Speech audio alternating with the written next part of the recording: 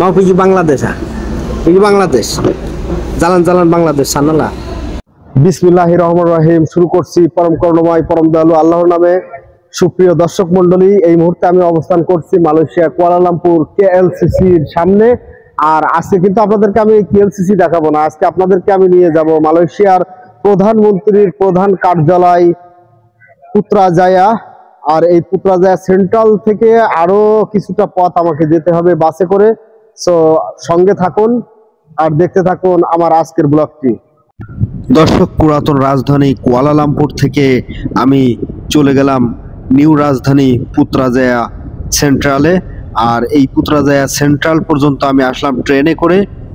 আর train থেকে নেমে এখন আমি বাসে করে যাচ্ছি সেই বোটানিক্যাল, যেটা পুত্রাজায়ার সবচাইতে সুন্দর এবং পরিষ্কার পরিচ্ছন্নতা এবং চারিদিকে যে দৃশ্যটা আপনারা দেখতে পাচ্ছেন, এটাই সেই তাঙ্গা পুত্রাজায়া।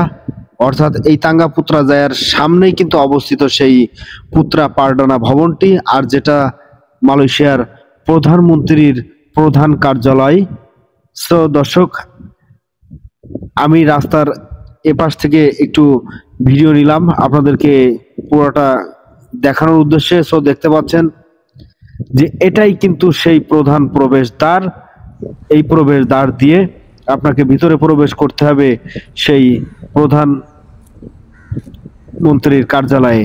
সো দর্শক, দেখতে পাচ্ছেন প্রধানমন্ত্রীর কার্যালয়ের দু সাইড ঘেঁষে এত সুন্দর করে ফুলে ফুলে সুসজ্জিত করা হয়েছে, বিভিন্ন পাতাবাহার এবং কাগজ ফুল দ্বারা এখানে কিন্তু বেষ্টিত। অসাধারণ দেখতে। এবং দেখতে পাচ্ছেন মসজিদের মতো কিন্তু গম্বুজ রয়েছে এই প্রধানমন্ত্রীর কার্যালয়টি। সো দর্শক, আমি এখন ঠিক প্রধানমন্ত্রীর কার্যালয়ের পেছন দিকে কিন্তু অবস্থান করছি। আর আপনারা দেখতে পাচ্ছেন এটাই কিন্তু সেই প্রধানমন্ত্রীর কার্যালয়। আর এই কার্যালয়ের সামনে অবস্থিত কিন্তু সেই মসজিদ পুত্রা। সো মসজিদ পুত্রা দিকে একটু হাঁটতে হাঁটতে সামনে গেলাম। সামনে যেতে যেতে আমি ভিডিও করতেছি, হঠাৎ করে দেখি পেছন থেকে আমার বৌমা এবং ভাতিজা পেছন থেকে আমাকে দেখে ডাকতেছে।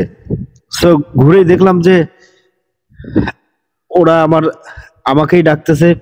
পরে গেলাম ওদের সাথে রেস্টুরেন্টে খেতে। দেখতে পাচ্ছেন যে একটি রেস্টুরেন্টে আসলাম, আর এটা একটি অ্যারাবিয়ান রেস্টুরেন্ট। আর এই রেস্টুরেন্টে সম্পূর্ণ অ্যারাবিয়ান খাবার পাওয়া যায়।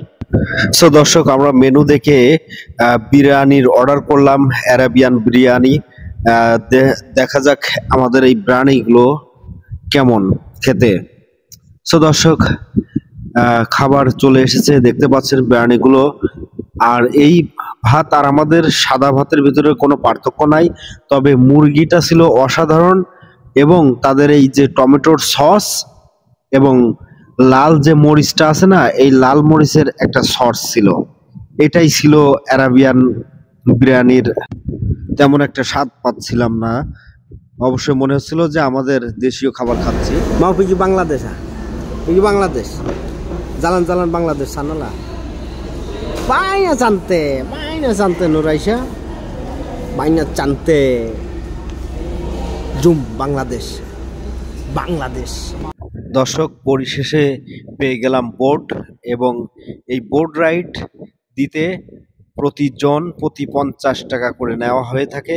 তবে আজকে অনেক সময় স্বল্পতা থাকার কারণে এই বোট রাইডটি দিতে পারলাম না। আর এখানে দেখতে পাচ্ছেন যে অনেক বোট রাইডাররা কিন্তু বসে আছেন অলরেডি টিকিট ক্রয় করে। আমার ব্লগটা আজকের মতো এখানে সমাপ্তি ঘোষণা করলাম। আল্লাহ হাফেজ।